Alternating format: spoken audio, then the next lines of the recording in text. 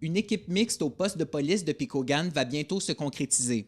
Le ministère de la Sécurité publique du Québec octroie 294 000 à la communauté afin qu'elle déploie un plan d'intervention en santé mentale et en itinérance. Mais ça va être avec les policiers d'ici de Picogan et un intervenant ou une intervenante qui va être choisi ici selon la personne va appliquer sur le poste. La police de Picogan rassure que le déploiement d'un volet en santé mentale au sein de l'équipe est avant tout dans le but de prévenir. Il y a eu des événements aussi malheureux qui sont arrivés dans d'autres communautés.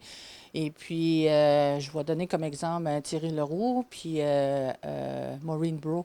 Je pense que c'est important aujourd'hui de faire des interventions au niveau de la santé mentale avec une intervenante sociale pour justement appuyer aussi l'intervention des policiers. Mais la chef de police de la communauté, Annick Wild, admet tout de même que le besoin pour une telle expertise était imminent.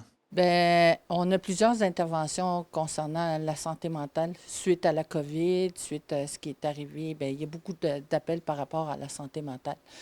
Et aussi justement pour soutenir les policiers au niveau des interventions en matière de santé mentale, mais c'est un plus pour nous. Le Conseil de la Première Nation Abitibi-Winnie, pour sa part, se réjouit du projet. Fait que non, on est très content d'avoir cette entente-là, d'avoir une nouvelle ressource justement pour assister nos corps policiers quand c'est le temps d'intervenir envers la population qui est un petit peu plus vulnérable. On est très content de cette entente-là, nous autres. Le service de police de Picogan affichera bientôt le poste et espère ainsi qu'un intervenant pourra se joindre à l'équipe aussitôt que possible. Félix Blaquière, RNC Nouvelles, Picogan.